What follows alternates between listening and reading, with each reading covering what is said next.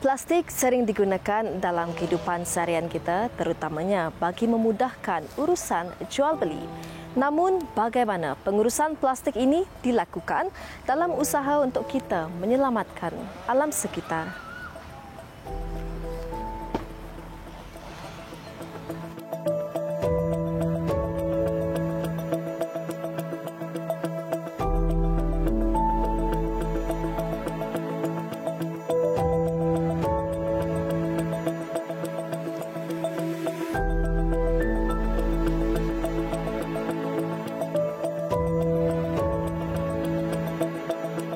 Salam sejahtera, anda kini sedang menyaksikan edisi khas TVS yang memaparkan koleksi-koleksi laporan khas yang disediakan oleh rakan-rakan setugas di lapangan.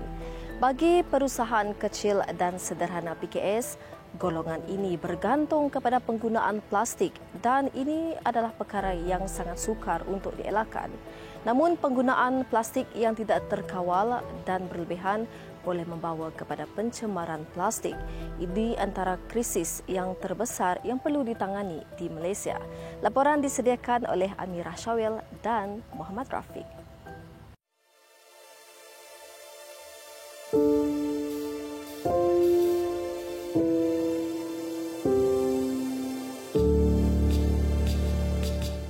Isu penggunaan dan kebergantungan masyarakat kepada plastik menyebabkan berlakunya pencemaran alam sekitar yang serius.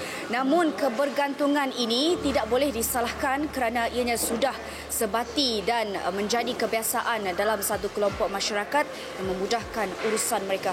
Ikuti laporan ini.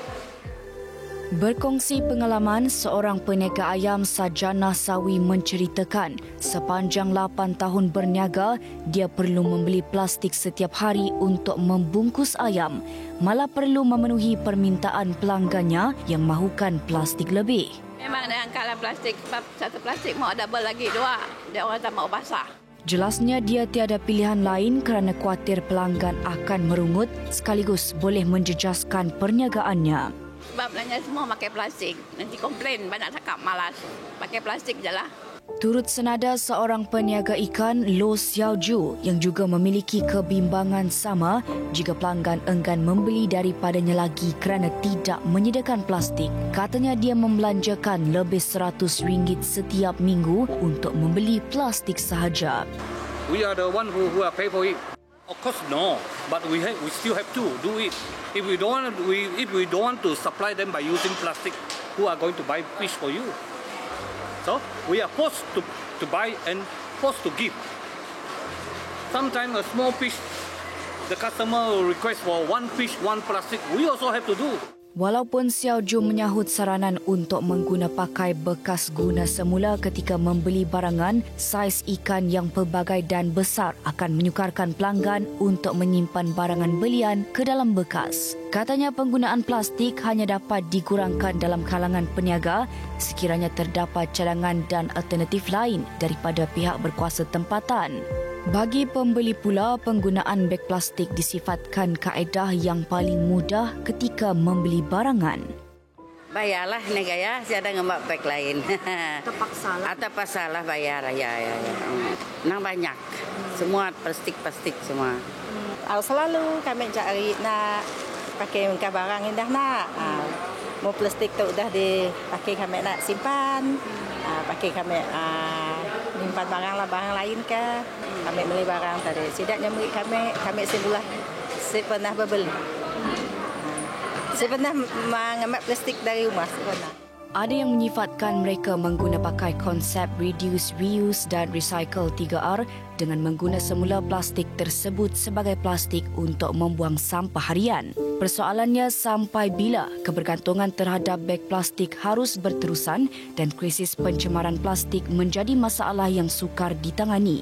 Ikuti siri kedua laporan khas Kami Tiada Pilihan Selain Plastik, menyingkap mekanisme yang boleh membantu dalam hal kebergantungan terhadap plastik. Amirah Syawil, TVS.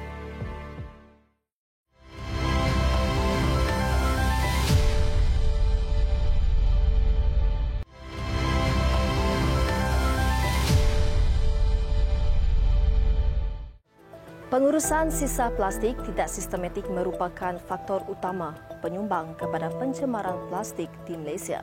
Dalam hal ini, semua pihak perlu memainkan peranan masing-masing bagi memastikan krisis sampah ini dapat diselesaikan bersama secara holistik.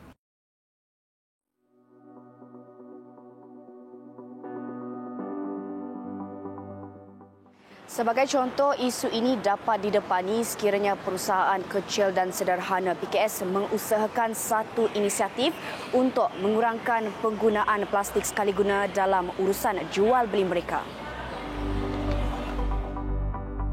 Pencara Fakulti Sains dan Teknologi Sumber Universiti Malaysia Sarawak UNIMAS, Profesor Madya Dr. Rafiqah Wahi berkata, PKS disaran untuk mewujudkan ekosistem bebas plastik sekali guna. Apa yang PKS boleh pola ialah setidaknya create satu ekosistem setidaknya sendiri yang menggalakkan pelanggan menggunakan bekas yang boleh diulang guna.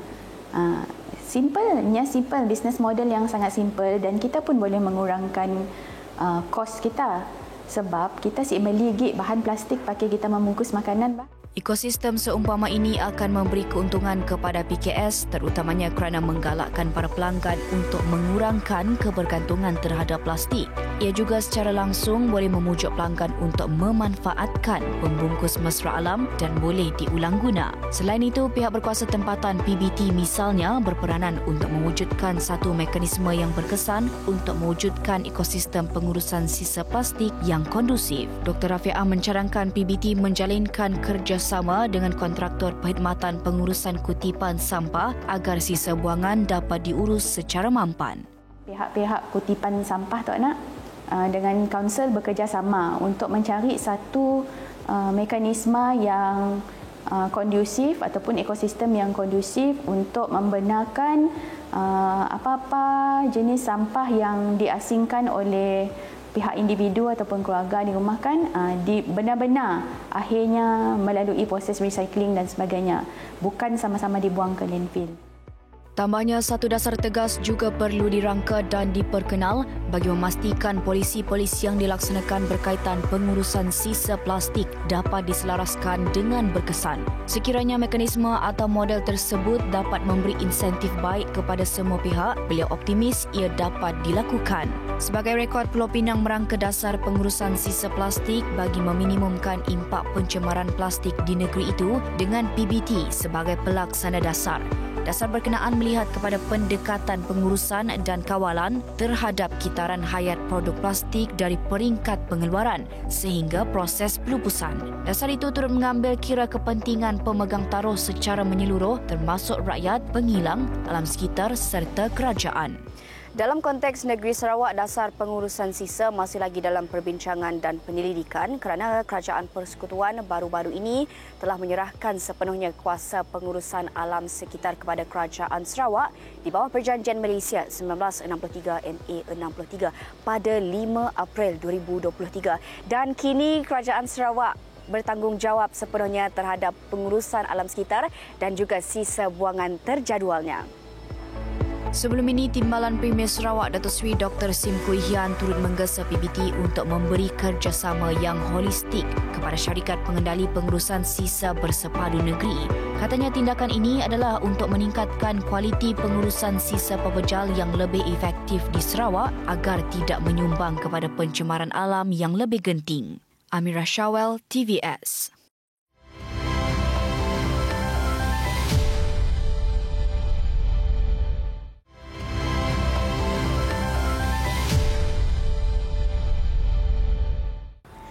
Krisis pencemaran plastik tidak akan boleh selesai dengan kempen semata-mata.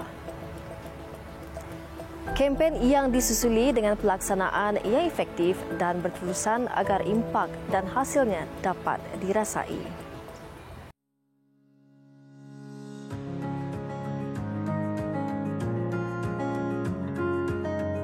Sambil memuji inisiatif kempen kesedaran Badan Bukan Kerajaan NGO dalam usaha meningkatkan tahap kesedaran rakyat Malaysia tentang pencemaran plastik, Presiden Sarawak Eco Warriors Mark Liao berkata pelan jangka panjang yang holistik dan konsisten diperlukan bagi menjayakan kempen-kempen tersebut. I think when we think about consistency in getting people together. We cannot see it as a one-off, a one project. I think the way we have to go about it would be having a step-by-step basis. For number one, we get together, we discuss what's the plan, and if the plan fails or succeeds, what do we do after that? And it continues on and on and on, and that's how we build relationship. That's how we build working groups that actually know what they can do, and they can actually contribute further in the larger picture. Tambahnya, kebergantungan terhadap plastik hanya akan dapat diatasi sekiranya ada willpower atau pendaya-upayaan yang tinggi dalam kalangan anggota masyarakat itu sendiri. Tegasnya, setiap individu perlu memainkan peranan masing-masing dalam usaha menggerakkan sebarang usaha yang diperkenalkan pihak berkaitan bagi membantu membendung pencemaran plastik. To beat plastic pollution, we really need everyone involved. It cannot be just one organization, one authority, because at the end of the day, conservation work of plastic management, it crosses boundaries. It involves it involves everyone.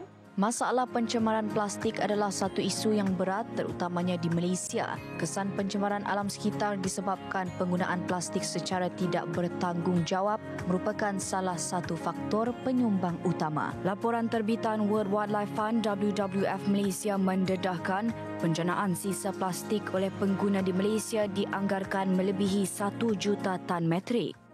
Manusia dan alam sekitar saling memerlukan dan perlu hidup dalam keadaan yang seimbang. Individu perlu sentiasa peka dan peduli kerana kepentingan menjaga alam sekitar adalah tanggungjawab bersama untuk kehidupan yang lebih harmoni dan bersih.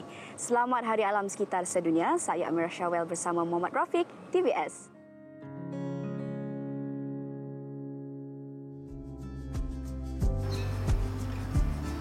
Sekian dahulu untuk episod kali ini dan terus saksikan edisi khas TVS pada episod seterusnya.